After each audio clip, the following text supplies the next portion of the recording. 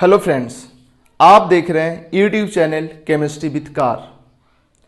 पिछले लेक्चर में हमने देखा है E1, E2, SN1, SN2 and E1 CB। आज के लेक्चर में हम देखेंगे कौन सा न्यूक्लियोफाइल स्ट्रॉन्ग न्यूक्लियोफाइल होता है और कौन सा न्यूक्लियोफाइल रिलेटिवली वीक होता है। कौन सा न्यूक्लियोफाइल SN1 को सपोर्ट करेगा, कौन सा न्यूक्लियोफाइल E1 को, कौन SN2 को और कौन E2 को। हालांकि ये चीजें बहुत हद तक हम पहले पढ़े हैं, लेकिन फिर भी उसको एक जगह समराइज करेंगे और उस पर थोड़ा डिटेल डिस्कशन करेंगे। ठीक है, तो स्टार्ट करते हैं।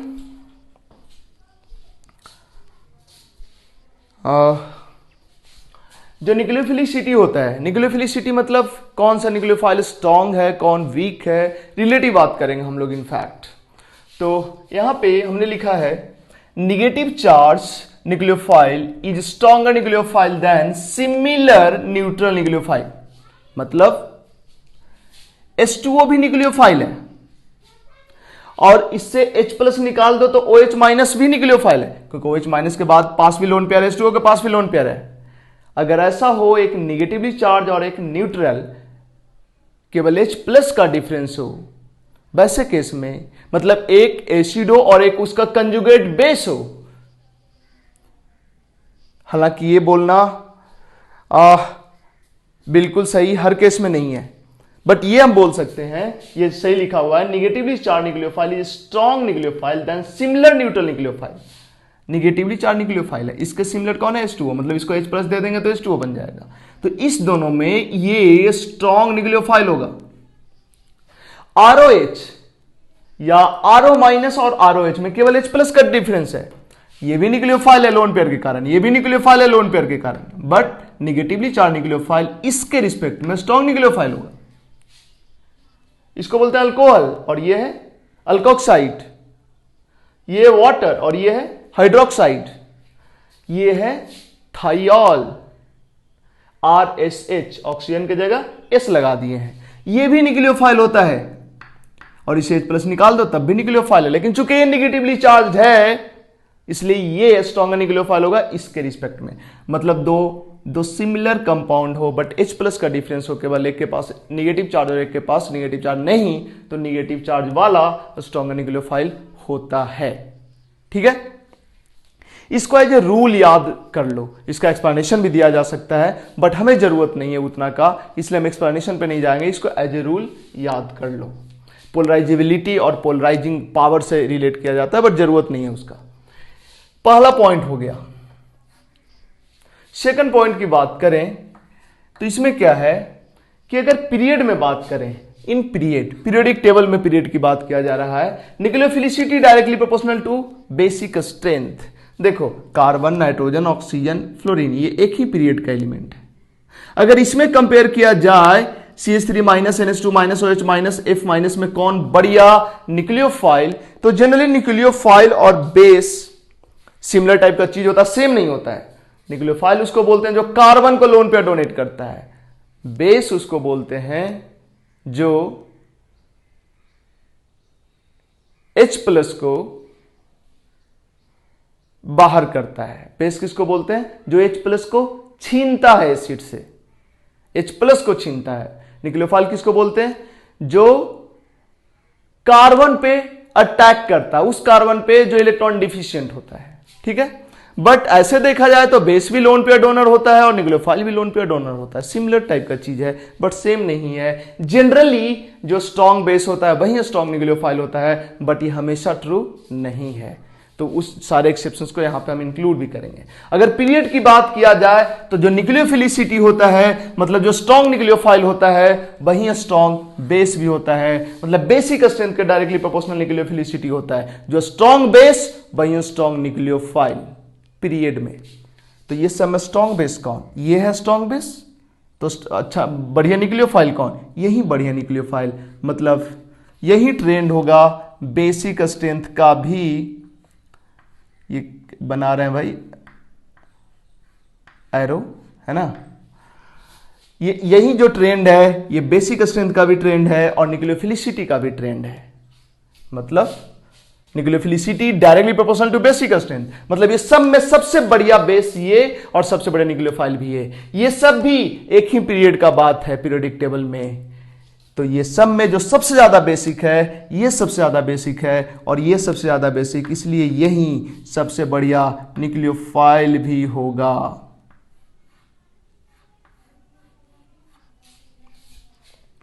ठीक है, ये देखो PET3 SET3, P for phosphorus, इसे 3 इथाइल लगा हुआ है, सल्फर से 3 इथाइल लगा हुआ है, लोन पेयर तो है इसके पास, लोन पेयर तो है इसके पास। अब ये दोनों में कौन बढ़िया न्यूक्लियोफाइल? वो बढ़िया न्यूक्लियोफाइल होगा जो पीरियोडिक टेबल में पीरियड में अगर बात किया जा रहा है तो ज्यादा बेसिक होगा। लेफ्ट टू राइट जाते, बताओ ये ज्यादा बेसिक या ये ज्यादा बेसिक? समझ में नहीं आता है तो ये बताओ, NH3 ज्यादा बेसिक कि H2O ज्यादा बेसिक? ये ज्यादा बेसिक पीरियोडिक टेबल में, ये दोनों को कंपेयर करो, ये ज्यादा बेसिक, इसके नीचे होता है PH3 और इसके नीचे होता है H2S। अब बताओ H2S ज्यादा बेसिक कि PH3 ज्यादा basic? Of course PH3 H2S से ज्यादा बेसिक, तो PH3 ज्यादा बेसिक, तो H हटा के ET लगा दो, H हटा के ET लगा दो, तो ये ज्यादा न्यूक्लियोफिलिक भी होगा, मतलब ये ज्यादा न्यूक्लियोफिलिक का ट्रेंड कुछ ऐसा होगा। ठीक है, बट ग्रुप में वही बात करते हैं, ग्रुप में पीरियोडिक टेबल के ग्रुप में तो न्यूक्लियोफिलिसिटी बेसिक स्ट्रेंथ के इनवर्सली प्रोपोर्शनल हो जाता है। मतलब F माइनस, अगर बेसिक स्ट्रेंथ की बात करें इसमें तो ये होता है बेसिक स्ट्रेंथ का trend, basic strength F minus सबसे ज्यादा बेसिक होता है क्योंकि HF कमजोर एसिड होता है और कमजोर एसिड का कंजुगेट बेस स्ट्रॉन्ग बेस होता है, तो ये स्ट्रॉन्ग बेस होगा ये सब में। बट न्यूक्लियोफिलिसिटी इसका सबसे कम होता है, सबसे ज्यादा I माइनस का होता है न्यूक्लियोफिलिसिटी। इसी तरह से इसमें सबसे स्ट्रॉन्ग बेस जो होता है OH माइनस होता है क्योंकि H2O वीक एसिड होता है और H2TE स्ट्रॉन्ग एसिड होता है। H2TE का conjugate base HTE minus weak base होगा और ये स्ट्रॉन्ग बेस होगा, और स्ट्रॉन्ग बेस जो होगा मतलब ये स्ट्रॉन्ग बेस होगा, मतलब बेसिक स्ट्रेंथ का ट्रेंड ये होगा, बेसिक स्ट्रेंथ का ट्रेंड ये होगा। और इसका उल्टा होता है पीरियड में, ग्रुप में। पीरियड में तो बेसिक स्ट्रेंथ और न्यूक्लियोफिलिसिटी सेम ट्रेंड फॉलो करता है, ग्रुप में उल्टा ट्रेंड फॉलो करता है। तो बेसिक स्ट्रेंथ का ये ट्रेंड हुआ तो न्यूक्लियोफिलिसिटी का ये ट्रेंड होगा। ठीक है, इसके पीछे लॉजिक आता है पोलराइजिंग पावर और पोलराइजेबिलिटी से। हम नहीं समझते हैं कि तुम्हारे सिलेबस में उसका जरूरत है, इसलिए हम इसका लॉजिक इग्नोर कर रहे हैं। बस जो ट्रेंड बताए हम उसको याद रखना। सिमिलर कंपाउंड हो तो निगेटिव चार्ज वाला ज्यादा न्यूक्लियोफिलिक होता है। पीरियड में बात किया जाए तो ज्यादा बेसिक होता है, वो ज्यादा न्यूक्लियोफिलिक होता है। ग्रुप में बात किया जाए तो ज्यादा बेसिक होता है, वो कम न्यूक्लियोफिलिक होता है। ठीक है, और इसका एक्सप्लेनेशन हमने नहीं दिया है। एक्चुअली इसका एक्सप्लेनेशन अगर एलजी वाडे पढ़ोगे तो उसमें दिया है, तो पढ़ने का मन हो तो पढ़ सकते हो, बट हम जरूरी नहीं समझते एक्सप्लेनेशन, इसलिए इग्नोर किए एक्सप्लेनेशन को। इसके बाद अगर हम बात करें स्टेरिक फैक्टर का, तो स्टेरिक फैक्टर से भी न्यूक्लियोफिलिसिटी पे इफेक्ट पड़ता है। जरा ध्यान देना, ये दोनों में बेसिक अगर देखा जाए तो ये दोनों में बेसिक ये ज्यादा है, क्योंकि इसका प्लस आई से यहां इलेक्ट्रॉन ज्यादा आ रहेगा तो किसी को आसानी से डोनेट करेगा। तो ये दोनों में बेसिक ज्यादा ये है, लेकिन चूंकि इसमें क्राउडिंग काफी ज्यादा है, अगर ये किसी कार्बन पे ये अटैक करने जाता है तो ये अटैक नहीं कर पाएगा, क्योंकि ये इतना बड़ा है और इस तीनों के बीच में घुस के अटैक करना पड़ता है। इसका मतलब ये हुआ कि अटैक करेगा ही नहीं। इसका मतलब ये बेसिक है, मतलब H प्लस निकालने का बारी आया तो H प्लस निकाल सकता है, क्योंकि H प्लस साइड से निकाला जाता है, और न्यूक्लियोफाइल की तरह इसको बिहेव करना तो अंदर घुस कर अटैक करना पड़ेगा। मतलब ये हिंड्रेंस के वजह से बेसिक होते हुए भी कम न्यूक्लियोफिलिक होगा। मतलब ये दोनों में ज्यादा न्यूक्लियोफिलिक कौन होगा? ये होगा ज्यादा न्यूक्लियोफिलिक कम बेसिक होते हुए भी। अब तुम बोलोगे घुस के क्यों न्यूक्लियोफाइल अटैक करेगा सर? न्यूक्लियोफाइल अटैक कैसे करता है? SN2 में ही ना न्यूक्लियोफाइल अटैक करता है। SN1 में तो न्यूक्लियोफाइल का स्ट्रेंथ से कोई मतलब ही नहीं है। तो जब किसी न्यूक्लियोफाइल का स्ट्रेंथ कंपेयर करना है तो SN2 करा के ही देखोगे, और SN2 जब करा के देखोगे जहां पे रेट ज्यादा होगा, सिमिलर सबस्ट्रेट केस में सबस्ट्रेट सेम, टेम्परेचर सेम, सब कुछ सेम रखो और न्यूक्लियोफाइल बदल दो और एक जगह रेट ज्यादा आ जाए, मतलब वहां न्यूक्लियोफाइल का स्ट्रेंथ ज्यादा है। तो जब वहां पे जब तुम कंपेयर कर रहे होगे तो ये जो बल्कि न्यूक्लियोफाइल है ये अटैक ही नहीं कर पाएगा, तो इसका रेट तो ऐसे ही कम आ जाएगा। रेट कम आया मतलब ये कमजोर न्यूक्लियोफाइल है, सिंपल। ठीक है, तो ये था न्यूक्लियोफिलिसिटी। इसमें अगर गौर करोगे तो नहीं, अभी एक और चीज है। एक टेबल हमने इधर बनाया है, इस टेबल को देख लें। एक बहुत बड़ा कंफ्यूजन है। एक्चुअली ऑफलाइन क्लासेस में बहुत हद तक क्लियर हो जाता है चीजें, टाइम ज्यादा देते हैं, तो ऑनलाइन में बड़ा मुश्किल होता है सब कुछ समझाते हुए, सब कुछ क्लियर करते हुए तुमको एक्सपर्ट बनाना। तो हम लोग के लिए एक बड़ा टास्क हो जाता है ऑनलाइन में, क्योंकि बहुत लिमिटेड टाइम में सब कुछ करना होता है। ऑफलाइन में तो क्लास हमारा 2 घंटा की जगह 4 घंटा का कर दिए, एक एक चीज करके बता दिए, समझा दिए, बट ऑनलाइन में दिक्कत होता है थोड़ा। बट फिर भी इसलिए हम ज़्यादातर लेक्चर में कुछ भी एक्स्ट्रा बात नहीं करते मोटिवेशन से रिलेटेड या कुछ भी, क्योंकि हमारे पास टाइम ही नहीं होता इनफैक्ट। चलो ठीक है, टाइम खराब नहीं करते हैं, बात करते हैं इस पे। क्या बात कर रहे थे? तुम कंफ्यूज रहते होगे कि सर वही चीज न्यूक्लियोफाइल है, वही चीज बेस भी है। अब न्यूक्लियोफाइल है तो सब्स्टिट्यूशन कराएगा, बेस है तो एलिमिनेशन कराएगा। एक्चुअली कराएगा क्या सर? सब्स्टिट्यूशन या एलिमिनेशन। और अब सब्स्टिट्यूशन भी कराने लगा तो दो तरह का सब्स्टिट्यूशन हो सकता है। SN1 SN2 कौन वाला होगा? एलिमिनेशन कराएगा तो दो तरह का हो सकता है, कौन वाला होगा? इसी को समझने का एक बार हम कोशिश करते हैं। हालांकि इस पे कई कुछ बातें हो चुका है। देखो, कुछ ऐसा न्यूक्लियोफाइल होता है जो केवल न्यूक्लियोफाइल की तरह ही बिहेव करता है, बेस की तरह बिहेव ही नहीं करता है। लेकिन एक चीज हम बता दें, ऐसा एकदम एब्सोल्यूट ऐसा कुछ नहीं होता है कि जो न्यूक्लियोफाइल है, कुछ ऐसा न्यूक्लियोफाइल है जो केवल बेस की तरह, कुछ ऐसा न्यूक्लियोफाइल है जो केवल न्यूक्लियोफाइल की तरह बिहेव करेगा, बेस की तरह बिहेव ही नहीं करेगा। इनफैक्ट बेस की तरह भी बिहेव करेगा, लेकिन बहुत ही कमजोर बेस की तरह बिहेव करेगा। ठीक है, तो हम इन जनरल बात करें तो कुछ ऐसा न्यूक्लियोफाइल है जो केवल न्यूक्लियोफिलिक है, वनली न्यूक्लियोफिलिक, न्यूक्लियोफाइल वनली। कुछ ऐसा कंपाउंड है जो बेसिक भी हो सकता है, न्यूक्लियोफिलिक भी हो सकता है, लेकिन एक्चुअली में उसका बेसिक नेचर ही डोमिनेट करता है। लाइट कट गया तो एक और मेरे को गेट खोल लेने दो, कुछ लाइट तो आएगा।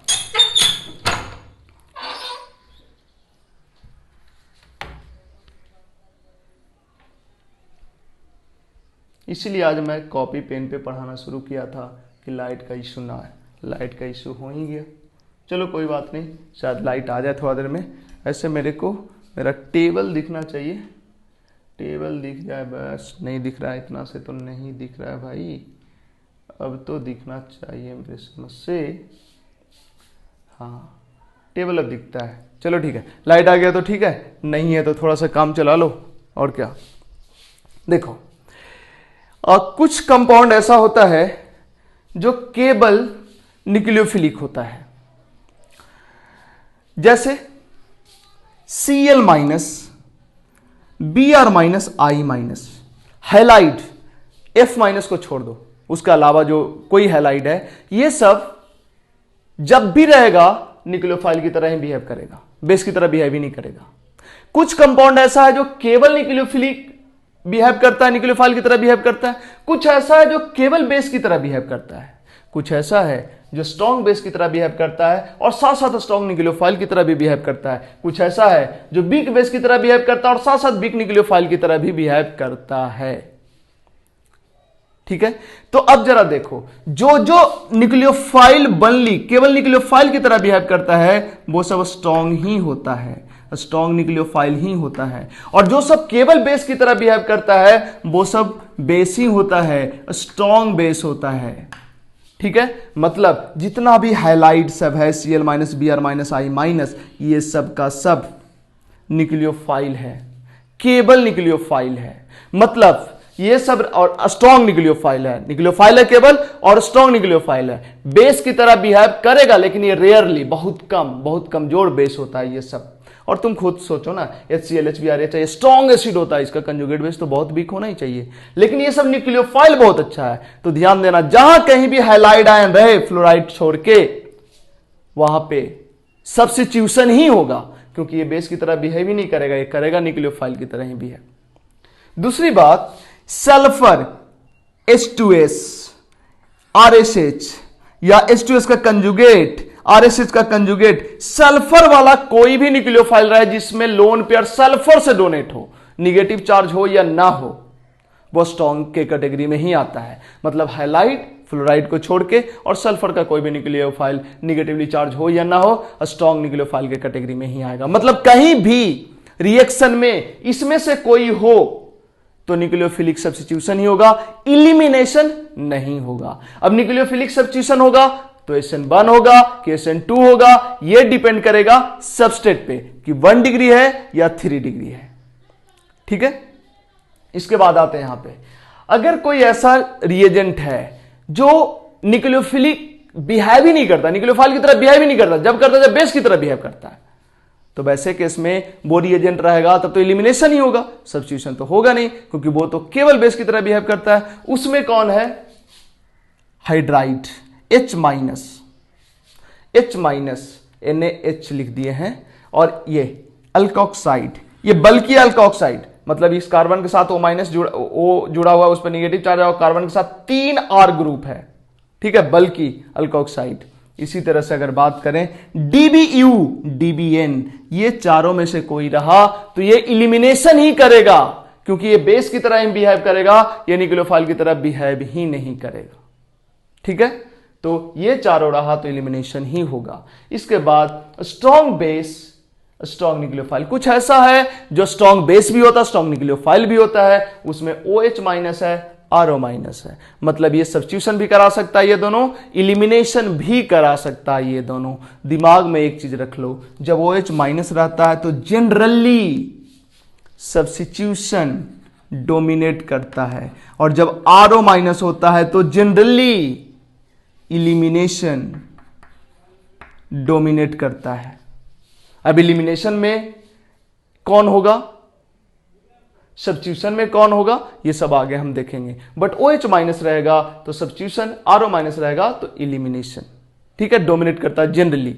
अदरवाइज इस केस में सब्स्टिट्यूशन और इलिमिनेशन दोनों होता है, क्योंकि स्ट्रॉन्ग बेस की तरह भी बिहेव करता है और स्ट्रॉन्ग न्यूक्लियोफाइल की तरह बिहेव करता है। लेकिन मेजोरिटी जो होता है, जिसमें मेजर जो होगा, OH- के केस में सब्स्टिट्यूशन, RO- के केस में इलिमिनेशन।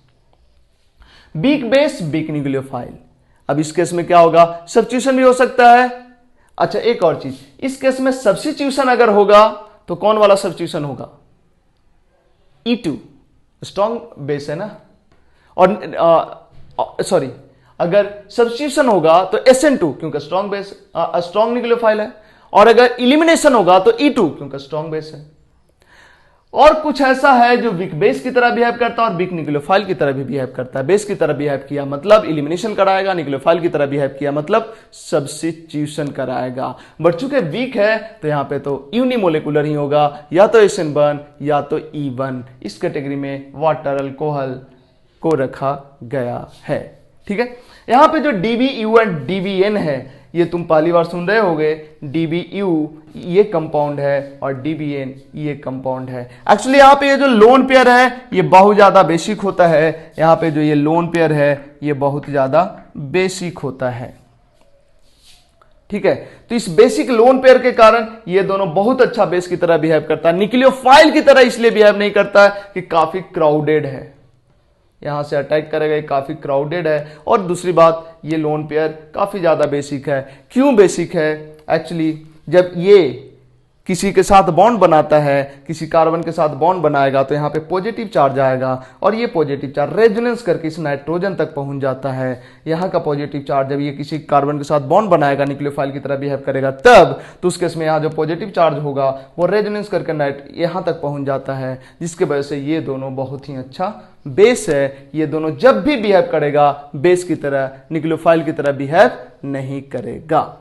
ये दोनों का नाम भी हमने नीचे लिखा केवल इसलिए कि तुमको लगेगा सर ने इसका नाम नहीं बताया, बट नाम तुम याद भी मत रखना। इसका नाम है 1,8 डाईएजा बाईसाइक्लो 540 अनडेक्स 7 इन, और इसका नाम है 1,5 डाईएजा बाईसाइक्लो 430 नॉन 5 इन। ये कैसे नाम लिखा गया ये भी बताया जा सकता है, बट सिलेबस में नहीं है इस तरह का नाम, इसलिए हम तुमसे इसके नाम पे बात नहीं कर रहे हैं। बट याद रखना DBU और DBN जो होता है एक ऐसा रिएजेंट है जो जब भी बिहेव करता है बेस की तरह बिहेव करता है, न्यूक्लियोफाइल की तरह बिहेव नहीं करता है। और चूंकि बेस की तरह बिहेव करता है तो अगर ये रिएजेंट के फॉर्म में रहा तो एलिमिनेशन ही होगा, सब्स्टिट्यूशन नहीं होगा।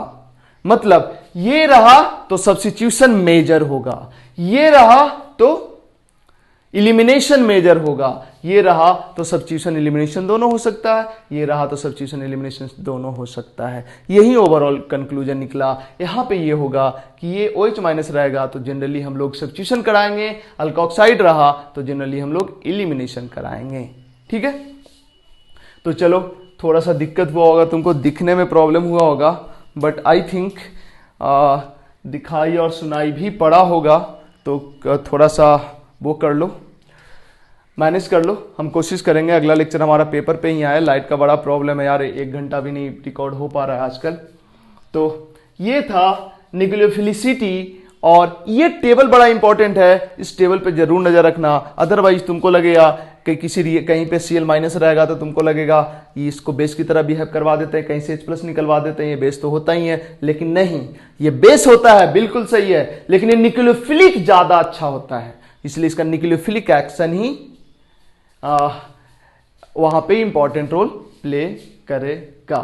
ठीक है, एक और चीज कई बुक्स में ये जो न्यूक्लियोफाइल है, ये जो न्यूक्लियोफिलिसिटी है, न्यूक्लियोफिलिसिटी पे सॉल्वेंट का इफेक्ट भी बताया जाता है। लेकिन यकीन मानो पिछले बैच तक हमने बताया था, इस बैच में हम नहीं बता रहे हैं सॉल्वेंट का इफेक्ट, क्योंकि वो और कॉम्प्लिकेटेड करेगा और तुमको इससे कोई फायदा नहीं होने जा रहा है इस पे सॉल्वेंट का इफेक्ट दिखाने से। तुम केवल याद रखो इरिस्पेक्टिव ऑफ सॉल्वेंट यही होता है न्यूक्लियोफिलिसिटी का ट्रेंड, बस ये थोड़ा सा गलती है, बट 12th लेवल पे कोई गलती नहीं है। तुमसे वो नहीं पूछा जाएगा जिसको हम छुपा रहे हैं।